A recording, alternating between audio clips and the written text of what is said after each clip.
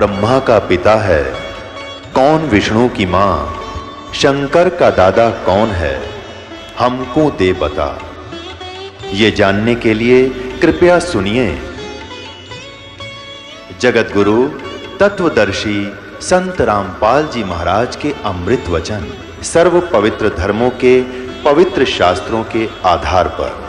अब इस चमत्कार को देखकर नामदेव जी की इतनी महिमा होगी, आसपास के क्षेत्र में पूज्य होगी। और ये अब वो क्या करते थे, कुछ थोड़े से बड़े हुए किसी से नाम लिया, ओम नाम का जाप करते थे।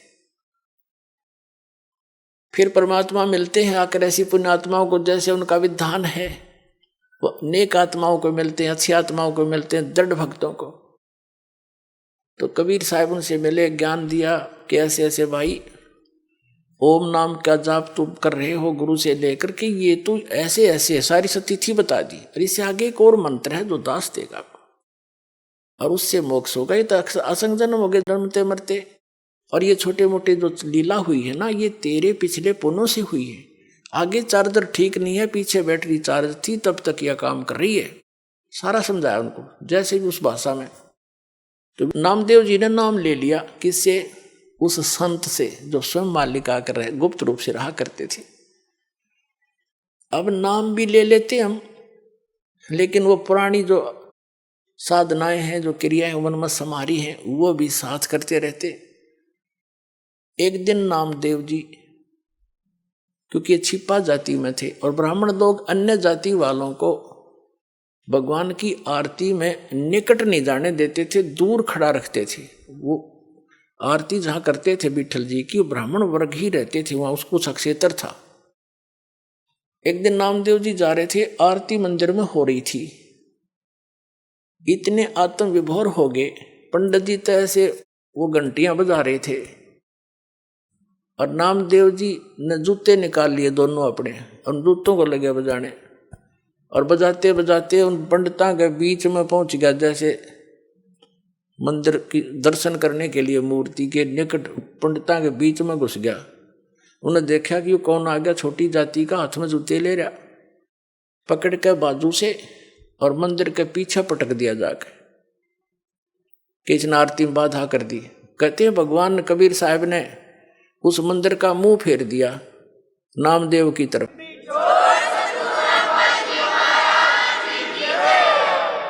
और पंडित जी पीछे घंटी पीटने खड़े खड़े पछला काने। तो नामदेव जी उठ कर आगे। अगले दिन वो उनसे मिला, अपने गुरु बहनों से, भाई से, रंका, बंका और वंका। तो घर पे पहुंचा, वहां आते जाते रहते थे।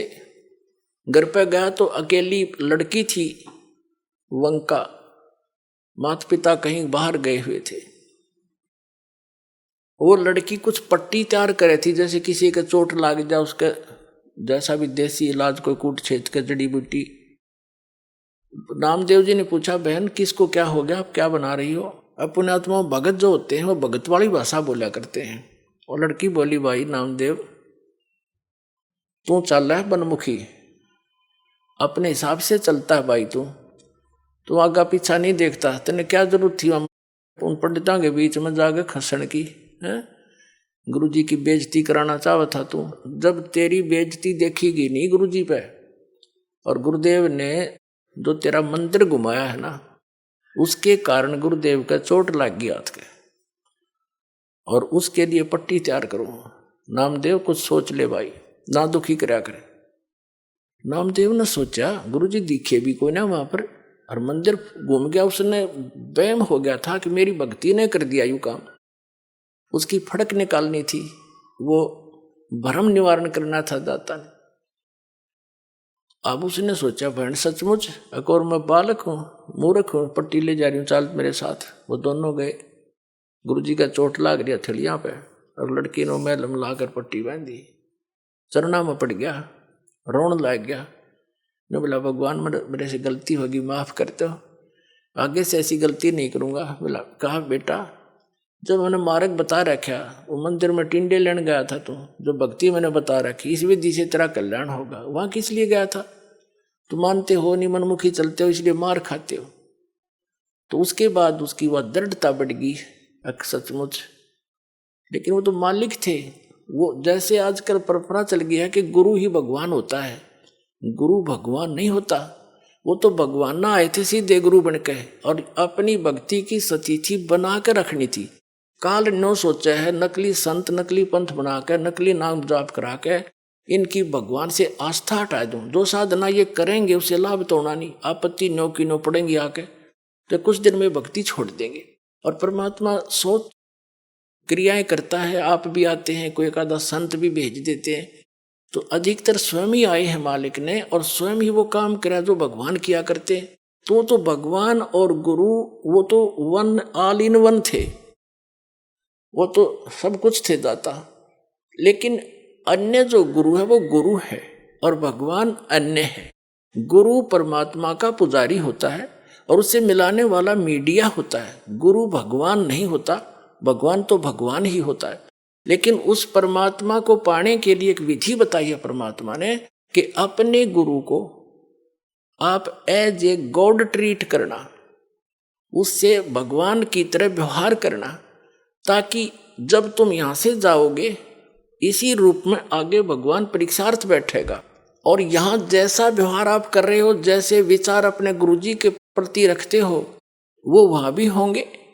तो वहां जैसी आपकी व्यवहार विचार त्रुटि युक्त होंगे तो वहां से आपको रिजेक्ट कर दिया जाएगा, फिर वापस गिर जाओगे। तो इसलिए परमात्मा कहते हैं गुरु मानुष कर जानते ते नरकइये अंध, महादुखी संसार में आज्ञा काल के फंद। गुरु गोविंद कर जानियो रहियो बचन समाए, और मिले ते दंडवत बंदगी नहीं पल पल ध्यान लगाए। अब कहने का भाव क्या है कि जैसे ये दास है और इस दास के स्थान पर भगवान आ सकते थे, वो आ जाएं, और आप उनको खोज रहे हो भगवान अब यहां आ जाए, वो भगवान आपका कैसा व्यवहार होगा, जैसा इस दास के प्रति आपका है। अब उस परमात्मा के प्रति जो आपका भाव बनेगा, और वो भाव इस दास के प्रति नहीं है, तो वहां भी नहीं बनेगा आपका फिर उसके प्रति। अब जैसे परमात्मा यहां आ जाए आपको, जिसकी आप खोज कर रहे हो, तो किस प्रकार लपटोगे उसके चरणों में, रोगे, मुंह की तरफ देखोगे, 100 बार शुक्र मनाओगे, भगवान बड़े भाग जाएंगे, दर्शन होगे।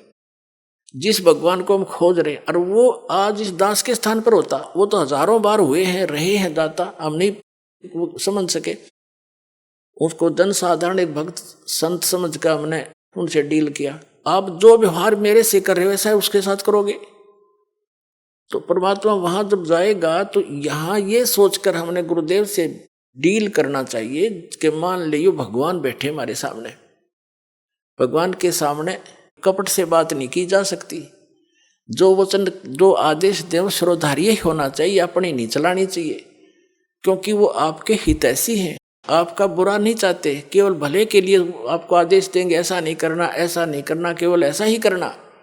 तो ये तुम वचन मानोगे तो भगत बनोगे और आपका कल्याण होगा। यह कहते मुख पर वचन करे पर माना, और घर पर जाकर करे विज्ञाना।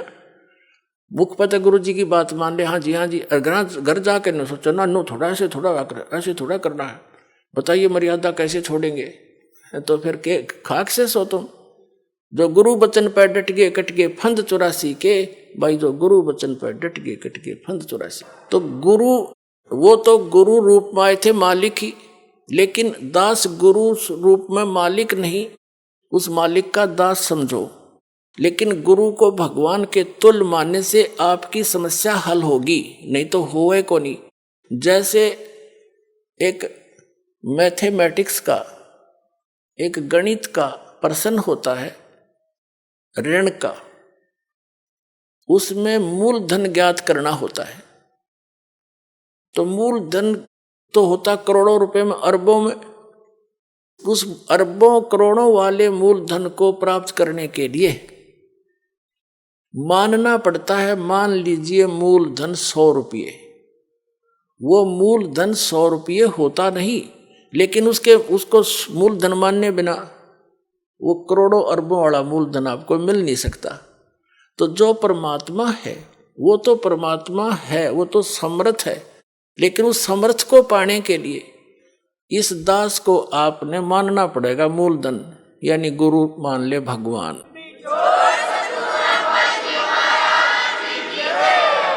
तभी आपकी यह समस्या हल होएगी। नहीं तो कति नहीं हुआ, 0 नंबर आओगे आपके। तो इस प्रकार समझदार को संकेत बहुत होता है। अब प्रसंग चल रहा है कि फिर जब भक्ति मार्ग पर चल पड़ते हैं, घना सामान धर के सिर पर नहीं चला जाता है, ये परंपराएं हटानी पड़ेंगी। और जैसे भगवान रखे न्यो रहना पड़ेगा। जैसे कर का जहर का रंग हो रही हो, कहो कौन तीस खावे राम रंग हो रही हो।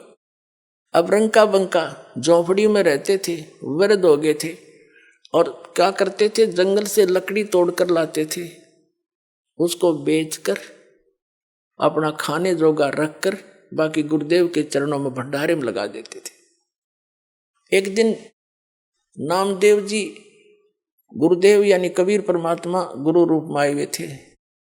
उनसे कहने लगे, गुरुदेव आपके 2-3 भक्त हैं, कितने निर्धन हैं, इनको कुछ धन दे दो, इनका टाइम भी पास हो जा, भक्ति भी घनी कर ले। अब परमात्मा ने सोचा कि नामदेव तो बालक है, कति श्रद्धा बतेरी है, पर इसमें विवेक बना नहीं। अरे भक्ति करें और ये कौन से बर्तन बनाओ हैं। वहां से लकड़ी तोड़ी, वहां तक लकड़ी तोड़ने जाते हैं तो मंत्र करते जाते हैं, लकड़ी तोड़ के सिर पर धरी मंत्र करते आते हैं। भक्ति मत बाधा है नहीं। और लेकिन नामदेव जी की उस समय समाज की सोच घड़ी थी, उस बच्चे को भी सेट करना था अपने को। तो परमात्मा ने कहा भी ठीक है, चल धन दे देता हूं, पर मैंने कोशिश बहुत करी है भाई, ये रखते नहीं धन ने, मैं देता हूं, ये सारा दान कर देते। बोले ये लेते नहीं, अन्ना मांगते कभी मेरे तय। पर रामदेव ने कहा जी आप तो बिन मांगे भी दे देते हो। अक भाई दे तो दूंगा, पर ये लेते नहीं मेरे से। अब नामदेव जी के गला उतरा नहीं, भाई इतने दुखी हो रहे, क्यों ना लेंगे पैसा, तो ले ही लेंगे ये। कबीर साहब बोले, परमात्मा बोले गुरुदेव रूप में कि अच्छा भाई आज इनको वो पैसे देते हैं। गहने ले लिए, गहने आभूषण सोने के चांदी के अच्छे 2-3 किलो एक थैले में लेके नामदेव और गुरुदेव दोनों उस रास्ते में खड़े हो गए, झाड़ के आड़ में ओट में, जिससे वो दोनों रंका और बंका लकड़ी तोड़कर लाते थे। अब रंका तो आगे चल रहा था, बंका थोड़ी पीछे रह गई थी। थोड़ी फैसला था अपने सफर में, थोड़ा बहुत यानी 100-200 फुट का। तो उससे परमात्मा ने क्या किया कि जिस रास्ते से वो आ रही थी वहां पर वो आभूषण डाल दिए और उस झाड़ के पीछे जाकर दोनों छुप गए। अब आगे आ रहा था रंका, उसने देखा गहने पड़े हैं, और औरत जो है गहनों को देखकर लालच में आ जाती है, कहीं बंका अपने कर्म ना बिगाड़ ले। उसने पैर के साथ उस पर मिट्टी डालनी शुरू कर दी। सिर पर लकड़ी थी, पैर से रेता डालना शुरू कर दिया। अब बंका ने देखा मेरे पति रुक कैसे गए, कोई पैर में क्या हो गया इनको। उन्हें ध्यान से देखा, ये तो आभूषणों पर मिट्टी डाल रहा है। वह भी समझ गई इस बात ने। वो कहने लगे कि चलो चलो आगे, क्यों मिट्टी पर मिट्टी डाल रहे हो, आगे चलो। अब दोनों छोड़कर आगे चले गए अपना। तो परमात्मा बोले नामदेव देख लिया तने, ना लेते मैं क्या करूं भाई। अपने आत्माओं एक दिन क्या हुआ, सत्संग चल रहा था, गुरुदेव सत्संग फरमा रहे थे, और रंका और बंका दोनों पति पत्नी सत्संग में विद्यमान थे। चर्चा चल रही थी। अकेली लड़की घर पे थी, झोंपड़ी में बाहर बैठी थी चारपाई पे वृक्ष के नीचे। झोंपड़ी में आग लगी, सारे कपड़े वपड़े वो सारे जल आ गए। लड़की भागी आई, अब पिताजी माताजी क्या हो गया, आग लगी झोंपड़ी में, सारा कुछ स्वाह हो गया। बेटा और के बच गया, एक चारपाई बच गई, बाहर रखी थी, मैं बैठी थी। न बोले उस चारपाई ने भी उसमें डाला बेटा, है वह भी जल जा, खत्म हो। भक्ति में बाधा तो ना बनेगी, आग लगी तो बाधा हुआ, उसकी और चिंता होगी। अच्छा बैठ जा, बैठांगे भक्ति सुनाएंगे अपने ठाठ से। तो कहने का भाव पुण्यात्माओं, जब इतनी दृढ़ता आवेगी तो भगवान दूर नहीं है।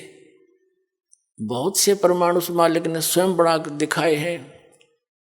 अब क्या बताते हैं जो प्रसंग इस आज के सत्संग में बहुत से प्रश्न हल होंगे आपके। जैसे एक तो ये है कि हम किसी संत की पूर्व की करामातों से प्रभावित होते हैं, उनकी यादगारें बना रही वहां पूजने जाते हैं। तो वो थे पहले जन्म के पुण्यकर्मी प्राणी, आगे चार्जर मिला नहीं, पिछली बैटरी जब तक चली वो खूब अच्छे दिखे, और फिर मर के अगले जन्म में अन्य योनियां प्राप्त की, वहां उनकी पूजा हो रही है। ये काल का जाल है। पिछले ही तप से होते हैं पूर्ण हंस मुराद, ये पिछले तप से ऐसी लीलाएं हो जाती हैं, लोग उनके पीछे लग जाते हैं। काल यही चाहता है कि ये भी अपना भ्रमित हो जाए और नष्ट हो जाए। जो उन संतों से लीलाएं हुई और तुम 3-4 पीढ़ी से उनकी पूजा कर रहे हो, तुम्हारे से कोई हुई? क्यों नहीं हुई? तुम्हारे पास वो बैटरी चार्ज है, उनके पास बैटरी चार्ज थी, और चार्जर उसके पास उनके पास भी नहीं था, आगे उनके पास चौड़ चपट कुछ नहीं। तो कहते हैं नामदेव जी पहले ओम नाम की भक्ति करते थे, और ये लीलाएं जो कुछ भी हुई, विठल ने मंदिर का फिरना, विठल भगवान ने दूध, मूर्ति ने दूध का पीना, पत्थर ने दूध पिया, ये उसके पिछले जन्म की बैटरी चार्ज थी। इस परमात्मा ने ही लीला करके उसकी इज्जत रखी और वो पूजा के पात्र बन गए पूरी जनता में। तो परमात्मा ने उसको समझाया कि अब इस मंत्र से, ओम से तेरा कल्याण नहीं होगा, सिद्धियां अवश्य आ जाती हैं, और ये भी तेरे पूर्व जन्म की है, अब वाली तो तुझे आगे मिलेंगी जो तू कर रहा है। और हम जो बताएंगे साधना, वो मंत्र ऐसा ट्रीटमेंट है, अनावश्यक वस्तु आपके कर्मों को काट के और सीमित बना कर रखेगा, आपको भक्त बना के रखेगा, उससे मुक्त होगा। नामा छिपा ओम तारी, पीछे सोहम भेद विचारी, सार शब्द पाया जद लोई, आवागमन बहुड़ ना होई। नामदेव जी छिपी जाति में जन्मे थे, महापुरुष थे, पिछले जन्म के पुण्यकर्मी प्राणी थे। लेकिन कहते हैं नामा छिपा, वो छिपी जाति में जन्मा नामदेव, जैसे कबीर दुल्हा कहते हैं वैसे। नामा छिपा ओम तारी, ओम के अंदर रंगा हुआ था, उसकी लो ला रहा था, तारी माने उसमें लो लग रही थी। और पीछे सोहम भेद विचारी, पाछे परमात्मा ने बताया कि इससे बात नहीं बनेगी, एक मंत्र और है, इस दोनों मिलकर फिर ये सतनाम बनेगा। जब ये गजब का काम करेंगे, जब नामदेव जी ने वो सतनाम बना के दिया, भगवान तो देते थे, उस तरह उसका जाप किया, और फिर कहते हैं उससे भी बात नहीं बनती, केवल सतनाम से भी।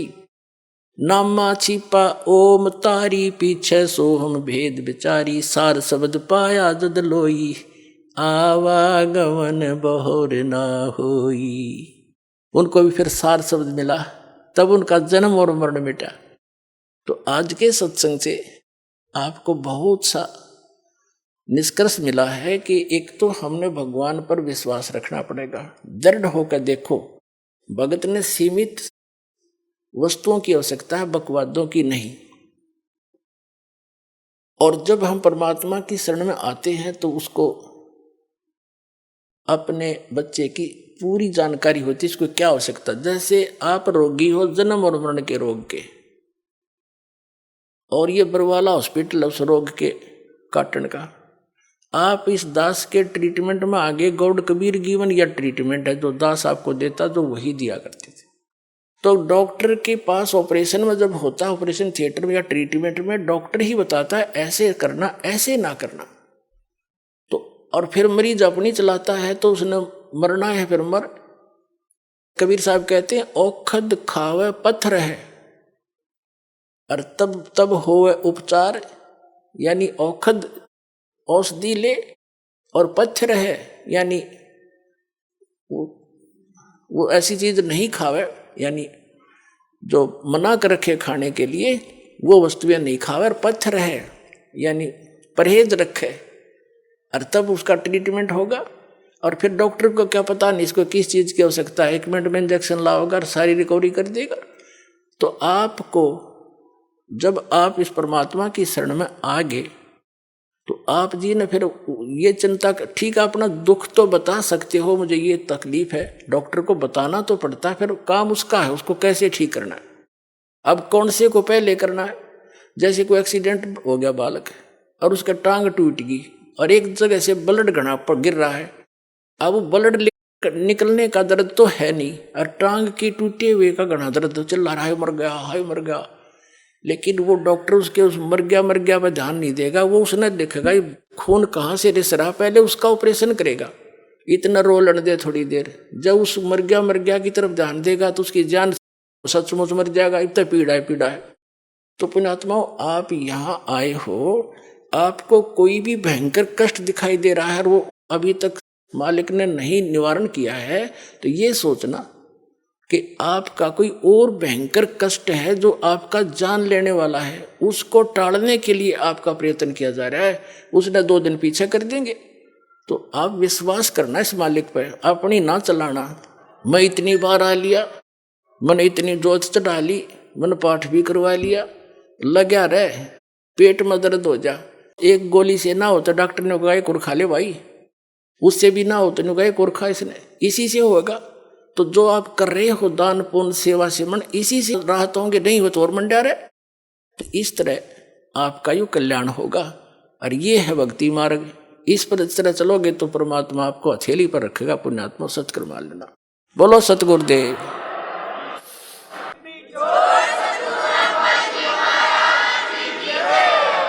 पुण्यात्मा,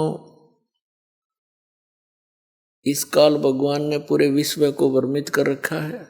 यथार्थ आध्यात्मिक ज्ञान किसी भी संत महंत पंथ के पास नहीं है, किसी भी आचार्य शंकराचार्य मंडलेश्वर महर्षि के पास नहीं है।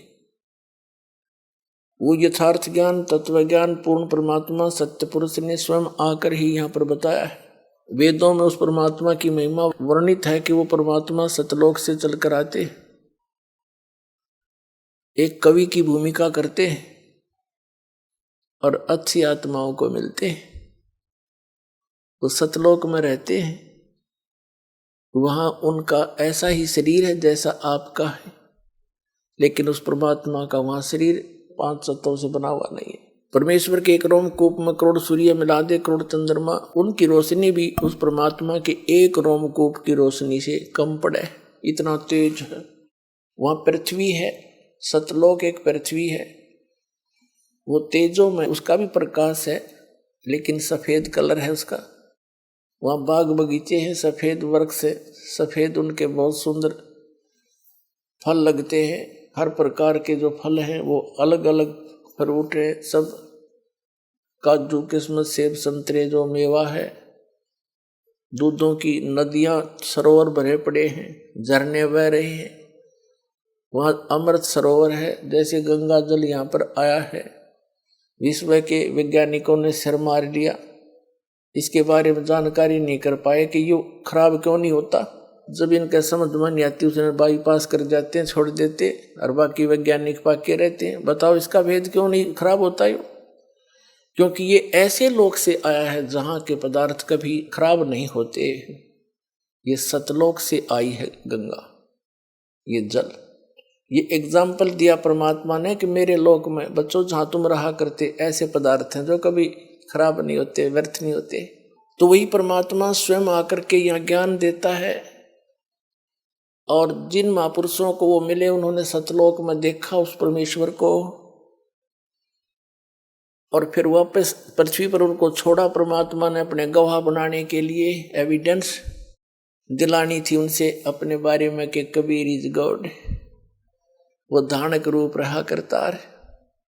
तो किन किन को मिले? आदरणीय धर्मदास साहिब जी बांधोगढ़ वाले को, आदरणीय मुल्कदास साहिब जी, आदरणीय नानक साहिब जी को, आदरणीय दादू साहिब जी को, आदरणीय गरीबदास साहिब जी गांव छुरानी जिला दद्दर वाले को, आदरणीय गीसा दास जी गांव खेखड़ा जिला मेरठ उत्तर प्रदेश वाले को। इनको वो परमात्मा सीधे आकर मिले।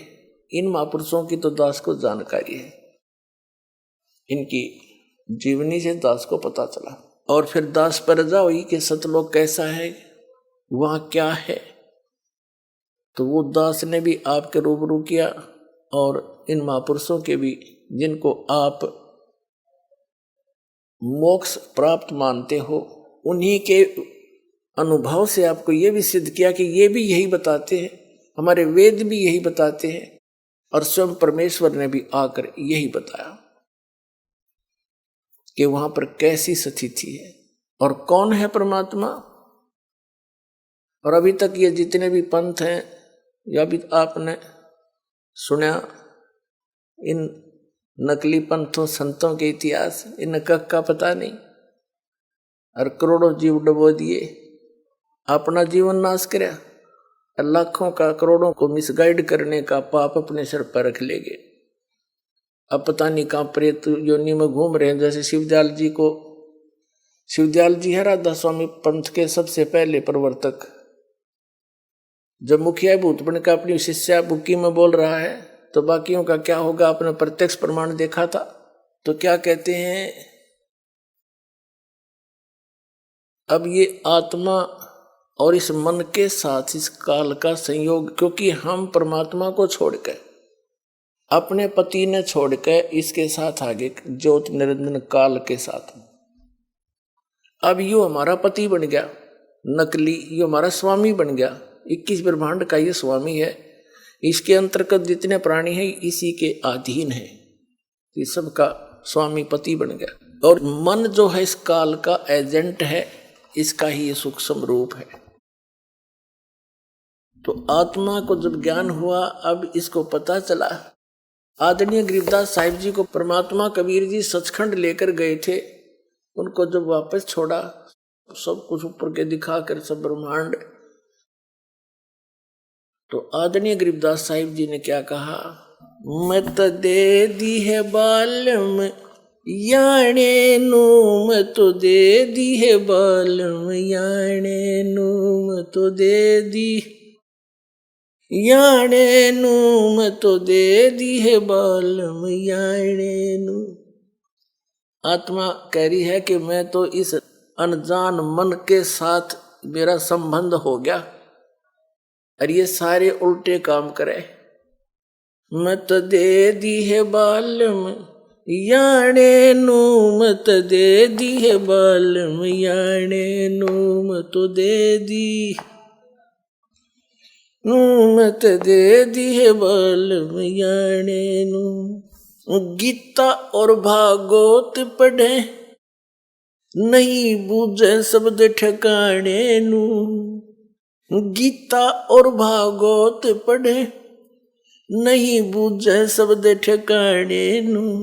मन मथुरा दिल द्वारका नगरी, तू क्या करे बरसाने नू, मैं तो दे दिए बालम याने नू, मैं तो दे दिए बालम याने नू। जब फुरमान धनी का आवे, को रखे घर जाने नू। जब फुरमान धनी का आवे, कौन रखे घर जाने नू। जा सतगुरु का शरणा लीजे, जो मेटे जम तल बाणे नू, मैं तो दे दिए बालम याने नू, मैं तो दे दिए बालम याने नू, मैं तो दे दी। उत्तर दक्षिण पूर्व पश्चिम, तू फिरता दाने दाने नू। उत्तर दक्षिण पूर्व पश्चिम, तू फिरता दाने दाने नू।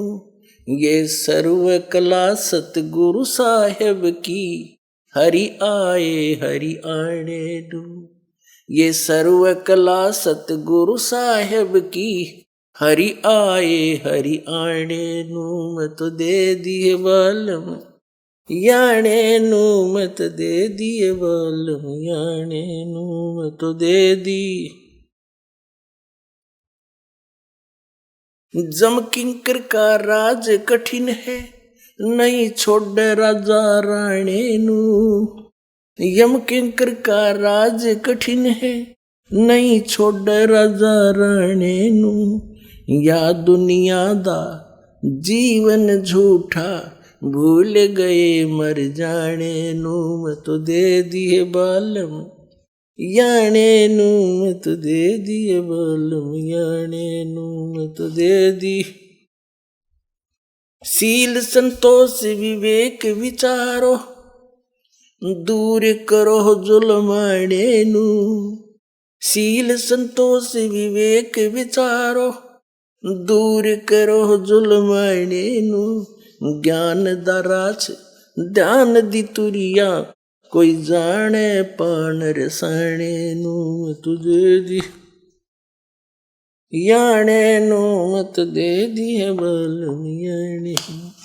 महल कपट सतगुरु ने खोले, गगन मंडल रम जाने नू, महल कपट सतगुरु ने खोले, गगन मंडल रम जाने नू, गरीब दास सुन भौर उड़ावे, गगन मंडल रम जाने नू, महल कपट सतगुरु ने खोले, अमी महारस खाने नू, महल कपट सतगुरु ने खोले, अमी महारस खाने नू, गरीब दास सुन भंवर उड़ावे, गगन मंडल रम जाने नू,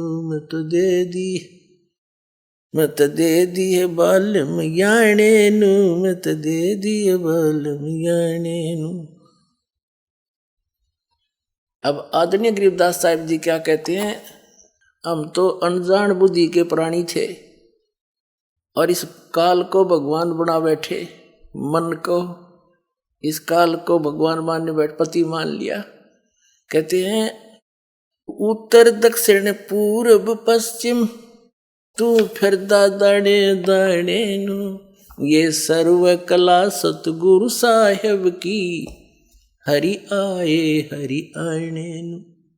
तुम भगवान ढूंढते फिर रहे हो, वो हरि वो कबीर, हरि कबीर परमात्मा अमर पुरुष हरियाणा में आए थे भाई, मुझे मिले गांव छुड़ानी जिला दज्जर हरियाणा में, और तुम कह रहे हो परमात्मा निराकार है, अटपट मार रहे हो।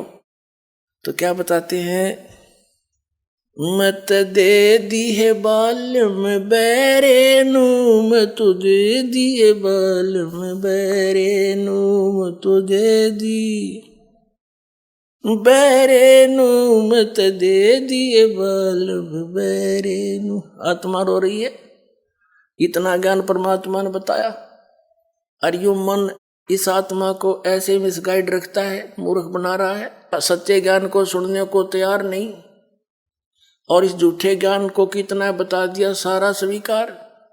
कोई एक व्रत रखता है उसको बता दिया, दूसरा भी रख ले वो भी शुरू कर दिया। कोई साला सर जाता है उसको बता दे कि वहां वैष्णो देवी भी जाना चाहिए, वहां भी चला जा। और कोई ये कह दे ये सब शास्त्र विरुद्ध साधना है, देखो प्रमाण, इन साधनाओं से मोक्ष नहीं, कहीं प्रमाण नहीं, और कति नहीं मानने फिर अड़ जा, कति अड़ियल घोड़े की तरह ना, ये किसी ने बता दिया। तो इस मन की आदत है सत्य को स्वीकार नहीं करना, ना करने देना, उसके विषय बता रहे हैं। मत दे दिए बालम बैरे नू, मत दे दिए बालम बैरे नू, मत दे दी बैरे नू, मत दे दिए बालम बैरे नू। संसारी दी गल्ला चिन्ह, नहीं बूझे शब्द जो गहरे नू, संसारी दी गल्ला चिन्ह, नहीं बूझे शब्द जो गहरे नू, ये मुर्दों से ती प्रीत लगावे, न जाने सतगुरु मेरे नू, मैं तो दे दिए बालम बैरे नू, मैं तो दे दिए बालम बैरे नू। श्वेत छत्र सिर मुकुट बिराजे, देखत ना उस चेहरे नू, श्वेत छत्र सिर मुकुट विराजे, देखत ना उस चेहरे नू। ऊंची थलियां खेती बोवे, ये भूल गए निज डेरे नू, ऊंची थलियां खेती बोवे, ये भूल गए निज डेरे नू, मैं तो दे दी बैरे नू, मत दे दिए बालम बैरे नू। ये संसार समझदा नाही, कहंदा श्याम दोपहरे नू, ये संसार समझदा नहीं, कहंदा शाम दोपहरे नू, गरीब दास ये वक्त जात है, रोवोगे इस पैरे नू। गरीब दास ये वक्त जात है, रोवोगे इस पैरे नू। मैं तो दे दी है बालम बैरे नू, मैं तो दे दी है बालम बैरे नू, मैं तो दे दी।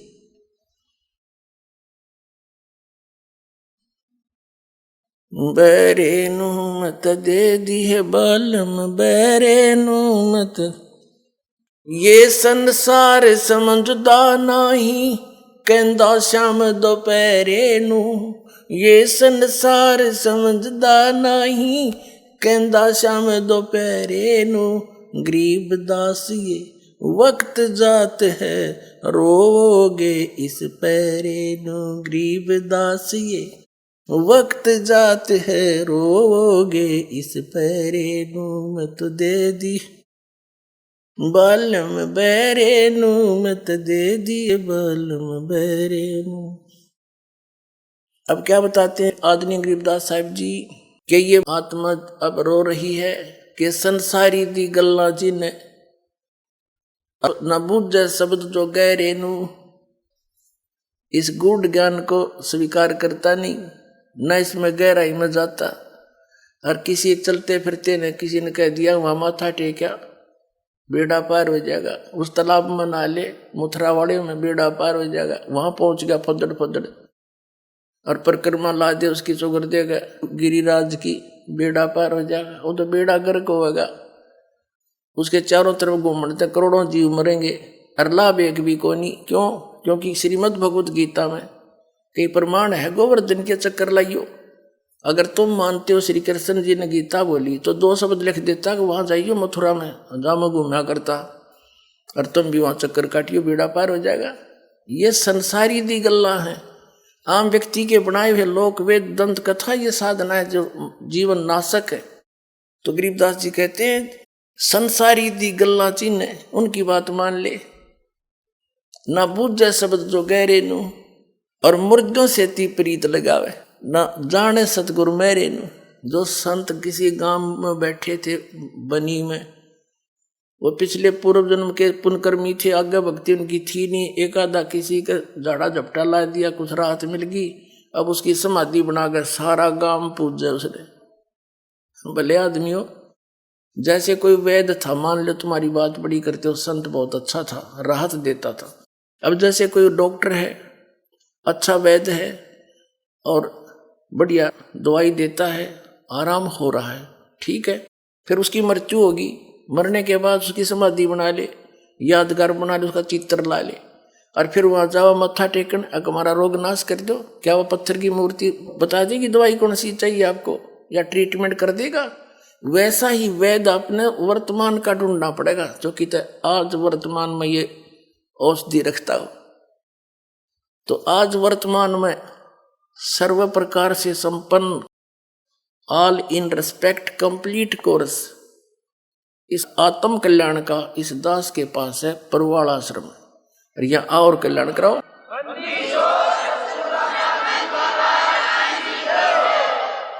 फिर क्या बताते हैं कि मुर्दों से ती प्रीत लगावे, ना जाने सतगुरु मेरे नू।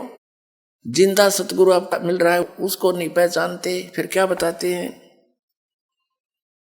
ये जो नकली संत के वहां प्रकाश ही प्रकाश है, चेतन ही चेतन है, वहां कुछ भी नहीं है सतलोक में।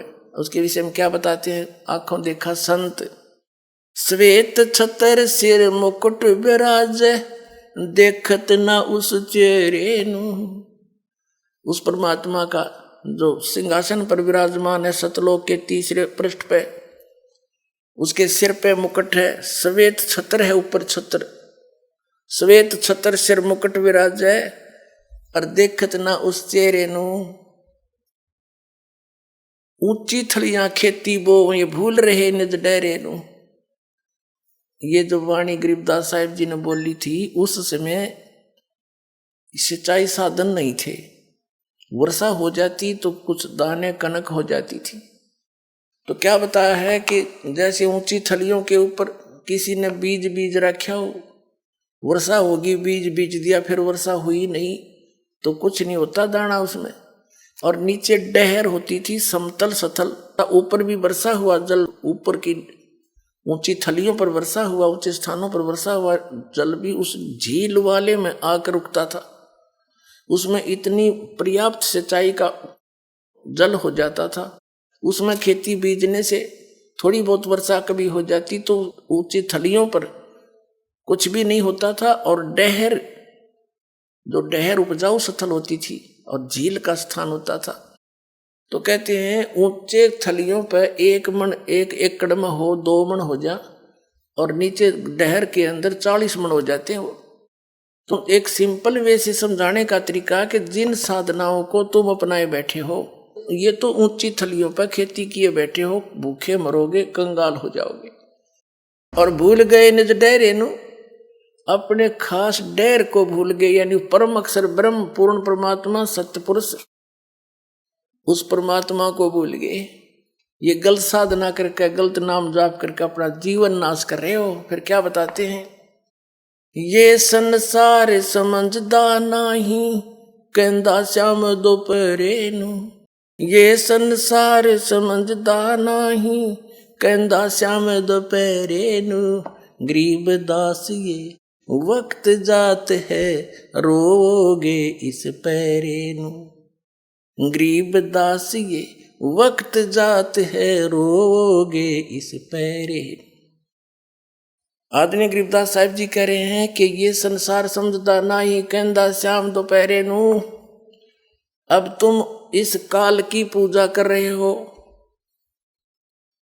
और इससे कोई लाभ आपको प्राप्त नहीं। आप, ऐसी स्थिति है आपकी कि कहंदा श्याम दोपहरे नु, इतना कष्ट है इन साधनाओं के करते करते। और फिर भी क्या कहते हैं, जैसे कोई रिश्तेदार रिलेटिव और हॉस्पिटल में मिल जाते हैं, और दोनों किस लिए जा रहे हैं, किसी का बेटा बीमार, किसी की बेटी, या किसी की पत्नी, या खुद दुखी, तो वहां भी मिलते हैं। तो क्या कहते हैं, हेलो क्या हाल है, अब ठीक ठाक, मौज हो रही है, हॉस्पिटल में मौज है, दोनों दुखी। फिर कोर्ट में मिल जाते हैं, कचहरियों में, और वहां भी हैंडशेक करते हैं और सुनाओ क्या हाल है, अब ठीक है, मौज हो रही है। कोर्ट में मौज का के काम सारे घी बधीरे उड़े वहां पर। तो हमने ये मौज कर्ण की है हमारे पास, वास्तव में वो सुख है नहीं। आपकी यहाँ पर इस काल के लोक में ऐसी स्थिति है जिसको तुम इस झूठे सुख को सुख है ये मान रहा मनमोद, ये सकल च बीना काल का कुछ मुख में कुछ बोझ। आज सर्व संपन्न दिखाई देता है, और कल ना जाने उस परिवार के परिवार पर क्या बिजली गिर जा, एक सदस्य मर जा, 2 मर जा, परिवार का परिवार नाश हो जा। यहाँ के राजा और महाराजा 1 मिनट में खत्म हो जाते हैं। जैसे पोलैंड देश का एक पूरा कैबिनेट, पूरे मंत्री 95 क्षणों में एक जहाज में बैठे जाते किसी मरे की शोक व्यक्त करने के लिए, और वो एक्सीडेंट हो गया, वो सारे खत्म हो गए। बता, प्रधानमंत्री तो ज्यादा सुखी आप नहीं हो गए, और उसकी या ब्रेन में 1 सेकंड का नहीं भरोसा। तो यहाँ कहते हैं तुमने तो, आपकी ऐसी स्थिति है जैसे कोई शराब पी रखी हो, अच्छा नशा हो रहा हो, और दोपहर यानी 12 बजे के आसपास बाहर जून के महीने में हरियाणा, पंजाब, राजस्थान, उत्तर प्रदेश का युवा क्षेत्र हो, और बाहर पड़ा हो किधर धूप में है, उसका पसीना हो रहा, सारा रेत में खराब हो रहा, मिट्टी लगी पड़ी है, और उसको कोई अरमू में जागा रहे, कोई उसको कहे भाई उठ, ये गलत स्थान पर है, तो दुखी हो रहा, चल तुझे वहां वृक्ष के नीचे बैठा देता हूं, वो कहता छोड़ दे, मौज हो रही है। यह स्थिति अपनी है भी। कबीर परमात्मा कहते हैं तुम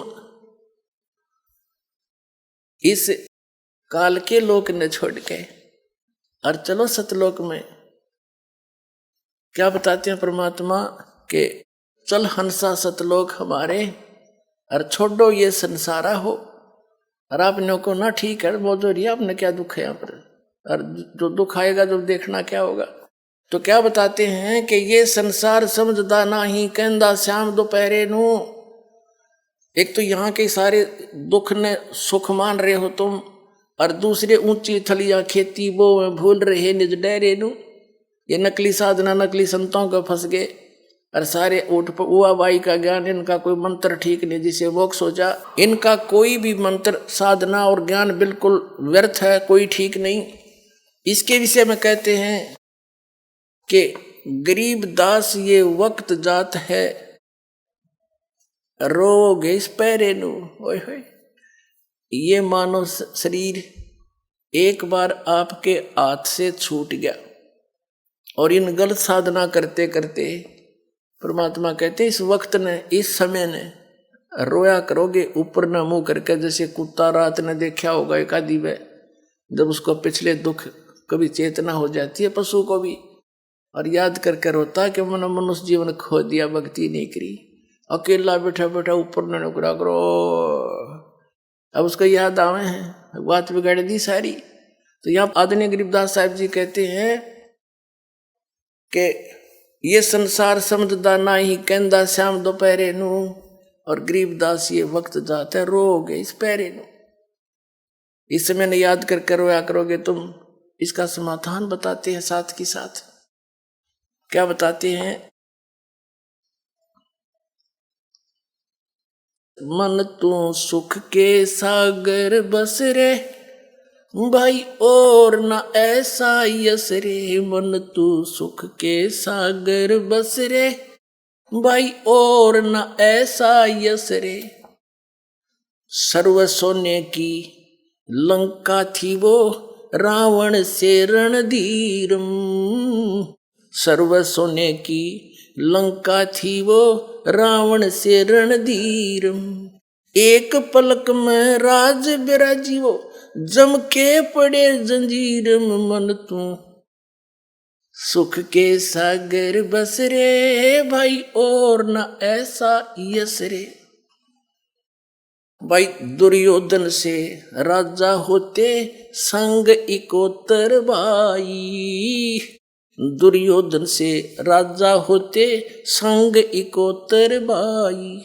11 अक्षौणी संग चले थी, देही गीद न खाई। मन तू सुख के सागर बस रे भाई, और न ऐसा यस रे। अब क्या बता रहे परमात्मा कि तू यहाँ के किस चीज में महिमा बनाना चाहता है? सर्व सोने की लंका थी, सारी गोल्ड की। गोल्ड से यानी जैसे हम गारा से मिट्टी पकाकर ईंटें बनाते हैं और सीमेंट के अंदर उसको चिनते हैं। रावण ने अपने महल सोने की ईंटें बना के सोने की गारा से ही वो बनवा रखे थे। इससे ज्यादा धनी तुम हो नहीं सकते थे, सारी उम्र सिर पटक लियो। और रावण जैसे रणधीर, श्री राम के भी छक्के छुड़ा दिए थे ऐसे ने, लेकिन भक्ति सतना करने से सर्व सोने की लंका थी वह, रावण से रणधीरम। एक पलक में राज विराजी, राज से नीचे हो गया यानी राज रहित हुआ। और यम के पड़े जंजीरम, यम के दूत बांध के ले गए उसने। फिर कहते हैं दुर्योधन से राजा होते संग 101 भाई, एक से एक बलशाली। और 11 अक्षौणी सेना, 11 करोड़ सेना साथ चले थी, नो खूब फूल के चले था। और कहते हैं 11 अक्षौणी संग चले थी, दे गीद ना खाई, कुत्याली मौत मरा। यहाँ किस चीज को तुम महिमा मानते हो, किसके ऊपर आश्रित हुए बैठे हो? इससे बड़ा यश कोई नहीं आपका सतलोक में, बस जहां जाने से तुझे पूर्ण सुख होगा। उसके लिए क्या बताते हैं? और बात तेरे काम न आवे, संतों शरण लाग रे। के सोवे गफलत में बंदे, जाग जाग नर जाग रे। जाग जाग नर जाग रे, और बात तेरे काम न आवे, संतों शरण लाग रे। आइए अब हम उन श्रद्धालुओं के अनुभव जानते हैं जो जगत गुरु तत्वदर्शी संत रामपाल जी महाराज जी से दीक्षा प्राप्त कर चुके हैं, तथा उनके द्वारा बताए गए भक्ति मार्ग पर चल रहे हैं। सर नमस्कार। नमस्कार। सर क्या नाम है आपका? मेरा नाम रविंद्र गारमोड़े। सर कहाँ से आए हैं आप? मैं तहसील नांदुरा, जिला बुल्ढाना, महाराष्ट्र से आया हूँ। सतगुरु रामपाल जी महाराज की शरण में आने से पहले आप क्या भक्ति साधनाएं करते थे? संत रामपाल जी महाराज के शरण में आने से पहले मैं जो परंपरागत भक्ति होती है, जैसे वैष्णव पंथ में दुर्गा जी की, गणपति, और हमारे नज़दीक संत नज़दीक शेगाव संत रामपाल गजानन महाराज, इनकी मैं भक्ति करता था। आप तो बहुत भक्ति साधनाएं कर रहे थे, तो फिर संत रामपाल जी महाराज की शरण में कैसे आए? संत रामपाल जी महाराज के शरण में आने का भी एक माध्यम बना। टीवी चैनल पे संत रामपाल जी महाराज का सत्संग आ रहा था, तो संत रामपाल जी महाराज गीता खोल के ओपन करके बता रहे थे। उसमें 9वें अध्याय के 25वां श्लोक बता रहे थे कि भाई जो भूतों की पूजा करते हैं वो भूत योनि में प्राप्त होते, जो पितरों की पूजा करते वो पितृलोक में जाते, और जो देवताओं की पूजा करते नाम रूप से वही देवता लोक में जाएंगे, और इनसे परमात्मा और है कोई, आप उनसे भक्ति करोगे तो आपका वहाँ मोक्ष हो जाएगा। तो ये ज्ञान हम उस दिन से लगातार सुनते रहे। ये जुलाई 2013 की बात है। उस टाइम से फिर हम वही उसी समय में टीवी पे वो सत्संग आना, वो सत्संग देखते रहते थे। सर देखिए, आपने अपना पूरा जीवन हिंदू रीति रिवाज के अनुसार बिताया है। कर्मकांड करना, श्राद्ध निकालना हिंदू रीति रिवाजों के अनुसार आता है। अचानक संत रामपाल जी महाराज बताते हैं कि ये जो साधनाएं आप कर रहे हैं ये शास्त्र के अनुसार नहीं है, ये साधनाएं नहीं करनी चाहिए। तो क्या आपको अजीब नहीं लगा कि संत रामपाल जी महाराज ये ज्ञान कहाँ से ले आए, या फिर संत रामपाल जी महाराज के अलावा जो भी हिंदू संत हैं उनके पास ये ज्ञान नहीं है? क्या आपको हैरानी नहीं हुई ये जानकर? क्या कहना चाहेंगे? हाँ बिल्कुल हैरानी हुई, लेकिन जब मैं भगवत गीता देखा, अपने घर में भगवत गीता रखी थी, मैंने ओपन करके देखा, भाई उसमें बिल्कुल जो का तो पाए, जो संत रामपाल जी महाराज जो सत्संग में बता रहे थे, तो मैंने जो का तो पाया कि भाई जो भूतों की पूजा करोगे तो भूत ही बनोगे। तो मुझे पूरा विश्वास हो गया कि भाई ये संत जो बता रहे ये ज्ञान बिल्कुल सही है। सर देखिए, संत रामपाल जी महाराज का ज्ञान, संत रामपाल जी महाराज जी के सत्संग आपने टीवी चैनल पर सुने। संत रामपाल जी महाराज का ज्ञान बिल्कुल अलग है। संत रामपाल जी महाराज की जो वेशभूषा है वो आम किसी साधु संत से बिल्कुल अलग है। वो बड़ी बड़ी जटाई नहीं रखते हैं, भगवा कपड़े नहीं पहनते हैं, मालाएं नहीं पहनते हैं। तो क्या आपको अजीब नहीं लगा कि संत रामपाल जी महाराज पूर्ण संत कैसे हो सकते हैं? नहीं, पहले तो यही विश्वास होता था कि भाई संत वही है जो जिसने दाढ़ी बढ़ाई है, या भगवे वस्त्र पहने हैं, या फिर जटा रखी है बड़ी बड़ी, तो उनको संत मानते थे। लेकिन ये जो संत वेशभूषा में थे संत रामपाल जी महाराज, इनका सीधा साधा एकदम सफ़ेद कुर्ता, सफ़ेद पैजामा, और एकदम सिंपल सा उनका वेशभूषा थी। लेकिन इनका ज्ञान बहुत गहरा था, बहुत गहरा। मतलब आज तक किसी ने बताया कि भाई ये ग्रंथों में क्या रहस्य लिखा है, वो उन्होंने रहस्य बताया। संत की जो पहचान है वो ज्ञान से होती है, तो वही ज्ञान उन्होंने जो बताया भगवत गीता में ओपन करके, तो उससे ज्ञान से प्रभावित होकर मैं संत रामपाल जी महाराज से जुड़ा। सर आपने संत रामपाल जी महाराज जी से नाम दीक्षा कब ली? मैं संत रामपाल जी महाराज की दीक्षा 31/10/2013 में लिया। सर सबसे बड़ी बात यह है कि संत रामपाल जी महाराज जी से जो भी व्यक्ति जुड़ता है वो ये दावा करता है कि बड़ी से बड़ी असाध्य बीमारी संत रामपाल जी महाराज से नाम दीक्षा लेने के बाद ठीक हो जाती है। सर इस बारे में आपका क्या अनुभव है? हाँ, मुझे अनुभव है। पहले जैसे मैं संत रामपाल जी महाराज के सत्संग टीवी पे देखता था, तो मैं भक्तों के अनुभव देखता था कि मुझे लगता था कि भाई भक्तों बता रहे ये तो सही है नहीं है। लेकिन जब मैं संत रामपाल जी महाराज के शरण में आया तो मुझे भी असाध्य रोगों से छुटकारा मिला। सर आपको क्या बीमारियां थी? अल्सर था, मुझे बहुत भयंकर अल्सर था। शायद मैं पानी भी पीता था तो मुझे पता चलता था कि भाई पानी मेरा हाथ से लगते हुए जा रहा, मेरे हाथों में पूरा हाथ मेरी अंदर से सड़ गई थी, मतलब पूरे सड़ गई थी कि मैं लगातार, मुझे ऐसा लगता था कि भाई अभी आपके मतलब बहुत कम दिन बचे हैं, शायद मैं बचूंगा नहीं। तो मैं डॉक्टर, हमारे नज़दीक नांदुरा में डॉक्टर है प्रमोद पाटिल, उनसे गया तो उनको मैंने अपनी प्रॉब्लम बताई कि भाई मुझे ऐसा ऐसे हो रहा। तो उन्होंने जैसे मैंने सिम्टम बताए, उन्होंने बताया कि भाई आपको अल्सर है, ये आप कुछ मतलब इसमें परहेज़ करना पड़ेगा, आपको तीखा मिर्च मसाले वगैरह चाय वगैरह छोड़नी पड़ेगी, आपको अच्छे डॉक्टर से सलाह लेनी चाहिए। तो उन्होंने मुझे फिर डॉक्टर प्रवीण जो अकोला में जनरल सर्जन है, उनके यहाँ भेजा। तो उन्होंने मुझे मेरी इंडोस्कोपी की कि उन्होंने बताया भाई आपको तो बहुत भयंकर अल्सर है, शायद आप मुश्किल होगा, तो आप इस पे परहेज करना खाने पीने पे। और उन्होंने मेरा ट्रीटमेंट कम से कम 2-2.5 महीने लिया, फिर मुझे कहीं भी वहाँ भी असर नहीं हुआ। फिर मैंने आयुर्वेदिक भी ट्रीटमेंट ली, वहाँ भी मुझे कुछ भी असर नहीं हुआ। उसके बाद मैंने होम्योपैथिक लिया मैंने, उससे भी मुझे कोई असर नहीं हुआ। लेकिन जब मैं संत रामपाल जी महाराज के शरण में आया और 31/10/2013 को मैंने संत रामपाल जी महाराज से नाम दीक्षा ली और परमात्मा स्वरूप संत रामपाल जी महाराज ने मुझे आशीर्वाद दिया, उसी दिन से मुझे मेरा अल्सर ठीक हुआ। आज मैं ये गोली तक नहीं खाता। तो सवाल सर यहाँ पे ये है कि अल्सर जैसी बीमारी को ठीक करने के लिए संत रामपाल जी महाराज ने क्या आपको कोई दवाई दी? नहीं, संत रामपाल जी महाराज ने मुझे कोई दवा नहीं दी।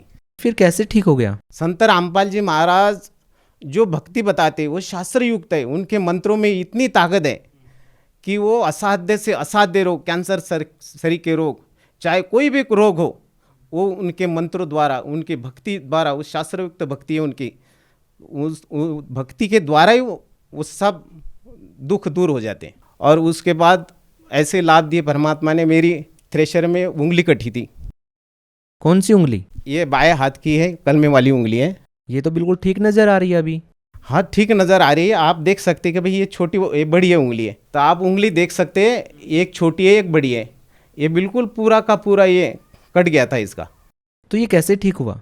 ये ठीक ऐसे हो गया, इसमें मैंने ज़्यादा ट्रीटमेंट उस टाइम लॉकडाउन का टाइम था, तो शायद डॉक्टर लोग भी नहीं ले रहे थे। मैं गवर्नमेंट हॉस्पिटल में गया, उन्होंने खाली पट्टी कर दी इस पर और बोल दिया कि भाई आप बड़े डॉक्टर से इसके ट्रीटमेंट कराओ। तो मैं संत रामपाल जी महाराज जी नाम दीक्षा ले रखा था, मुझे द्वितीय मंत्र भी मिल रखा था। मैंने द्वितीय मंत्र का जाप किया, तो इसमें जो मेरे को दर्द हो रहा था वो कम हो गया। तो ऐसे करते करते इसका घाव भी भर गया। ये धीरे धीरे पूरी उंगली पूरी हो गई, इसमें नाखून भी नहीं था, कुछ भी नहीं था, टोटल कट गया था ये। तो ये उंगली कैसे पूरी हुई? ये परमात्मा स्वरूप संत रामपाल जी महाराज की दया से पूरी हो गई है, शायद पूरी नहीं होती है। और आर्थिक लाभ हो गया, जैसे पहले खेती में कम उपज होती थी, अभी भरपूर हो रही है, पर संत स्वरूप संत रामपाल जी महाराज की दया से। सर देखिए, आपका अनुभव काफ़ी इंटरेस्टिंग है और संत रामपाल जी महाराज जी से नाम दीक्षा लेने के बाद आपको काफ़ी सारे लाभ मिले हैं। आपकी जो उंगली है, वो जो कटी हुई उंगली थी वो पूरी हो गई। इसके अलावा आपकी जो अल्सर की बीमारी थी वो भी संत रामपाल जी महाराज से नाम दीक्षा लेने के बाद ठीक हो गई। तो सर, संत रामपाल जी महाराज के बारे में आप भगत समाज को क्या संदेश देना चाहेंगे?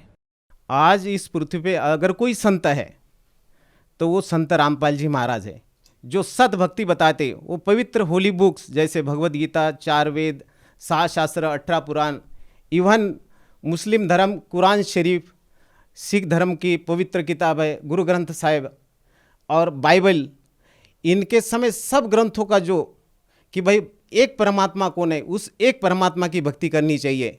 और उस एक परमात्मा की भक्ति संत रामपाल जी महाराज आज दे रहे हैं। और उस भक्ति के बल पे ही आज लोगों को अनेकों लाभ हो रहे हैं।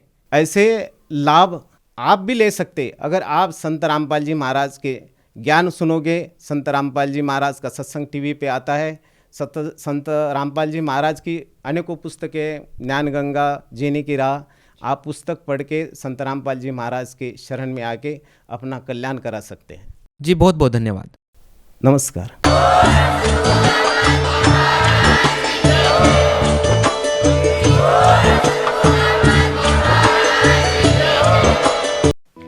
आप सुन रहे थे जगत गुरु तत्वदर्शी संत रामपाल जी महाराज के मंगल प्रवचन। अधिक जानकारी के लिए संपर्क करें